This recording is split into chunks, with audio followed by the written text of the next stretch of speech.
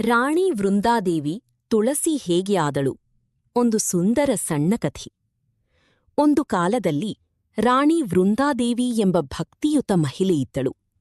ಅವಳು ತನ್ನ ಪತಿ ಜಲಂಧರನಿಗೆ ಅತ್ಯಂತ ನಿಷ್ಠೆಯಿಂದ ಇದ್ದಳು. ವೃಂದೆಯ ಪವಿತ್ರ ಭಕ್ತಿಯ ಶಕ್ತಿಯಿಂದ ಜಲಂಧರನನ್ನು ಯಾರೂ ಯುದ್ಧದಲ್ಲಿ ಸೋಲಿಸಲಾರರು.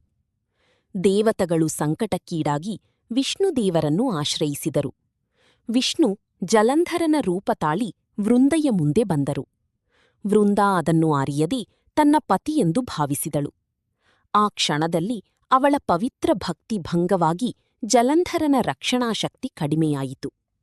ಇದರಿಂದ ದೇವತೆಗಳು ಯುದ್ಧದಲ್ಲಿ ಜಲಂಧರನನ್ನು ಸೋಲಿಸಿದರು. ನಂತರ ವೃಂದೆಗೆ ಸತ್ಯ ತಿಳಿದು ಅವಳು ವಿಷ್ಣುವಿಗೆ ಶಾಪ ಕೊಟ್ಟಳು, ನೀನು ಕಲ್ಲಾಗು ಎಂದು.